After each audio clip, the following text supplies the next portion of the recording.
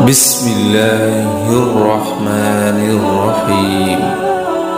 شروع اللہ کے نام سے جو بڑا مہربان نہایت رحم والا ہے۔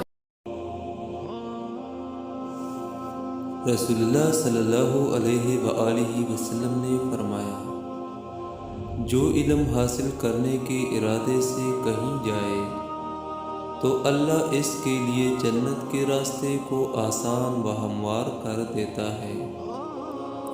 رسول اللہ صلی اللہ علیہ وآلہ وسلم نے فرمایا، جس نے کسی کی نماز جنازہ پڑھی تو اس کو 1 قرات ثواب ہے، اور جو اس کے دفن میں بھی شریک رہا تو اس کو 2 قرات برابر ثواب ہے۔